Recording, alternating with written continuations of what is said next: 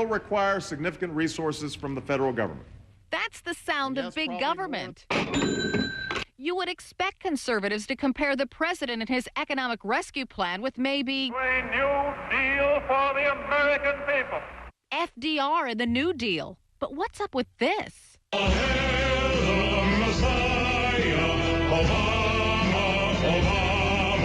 Linking the president with the old communist Soviet national anthem?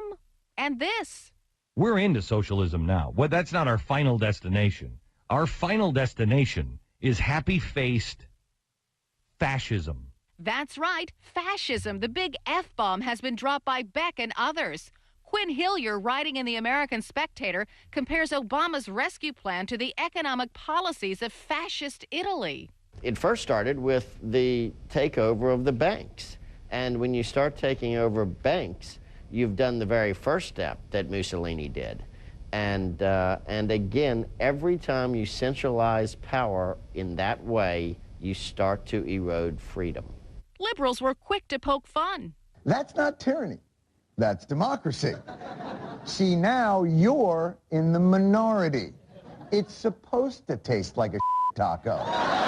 The removal of General Motors' president was particularly upsetting to conservatives. When you have the president of the United States, in effect, firing the head of a private company, you all of a sudden are no longer dealing with free enterprise. Which raises the question, how will any of this name-calling play on Main Street? To say fascist, autocrat, communist, dictator, those are very extreme terms. Most Americans don't buy that. So far, at least, that's backed up by CNN's latest poll. 65% of all Americans say the increased government involvement in how businesses are run is just about right or could be increased. And often that extremist rhetoric generates big ratings on TV and on the radio, and that translates into big money. Another reason to keep the rhetoric heated.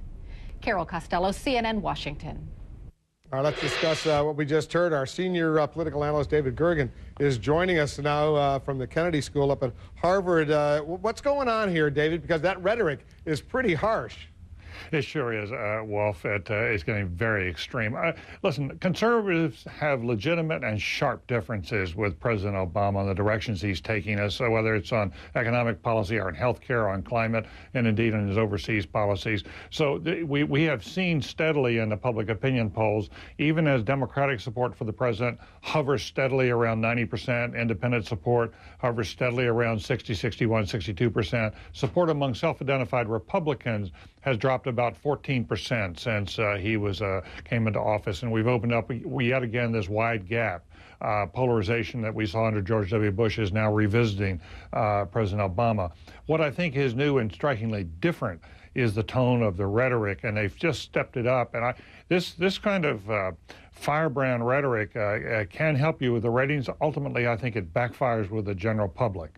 And you know, you're hearing now one member of Congress, we reported in the last hour suggesting that there are, 16, 18 socialists in the Congress. He's got a list supposedly reminiscent of another era. Well, it sure is. I mean, are these 16 card-carrying socialists, as Joe McCarthy would have said? It certainly does echo the kind of argument that Joe McCarthy made. And there again, Joe McCarthy got a lot of attention. He got a big audience for a while, but he self-destructed over time. And I would think for a lot of Republicans, it must be concerning that even as the president holds steady among Democrats and, very importantly, independents, the support for Republicans overall seems to be going down. Their support and identification with the Republican Party is at one of the lowest levels in some years. So there's a big question of whether this is healthy for conservatives to engage in the name calling.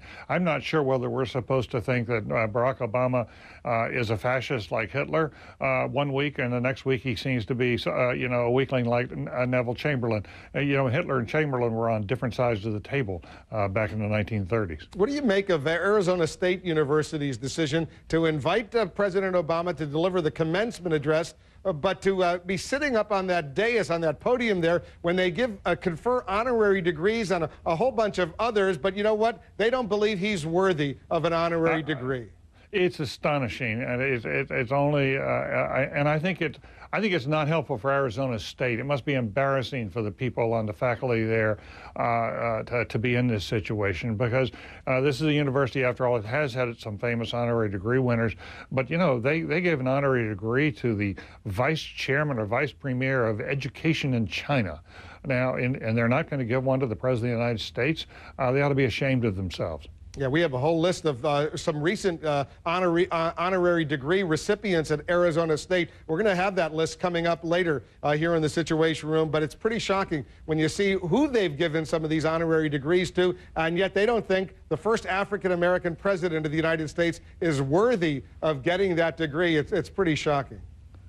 It is, and you just have to believe that there must be a lot of regrets inside. Arizona State has done some good things. I know some of the people on the faculty out there, and it's a good school in many ways, but this is the kind of boneheaded decision you sometimes see in universities.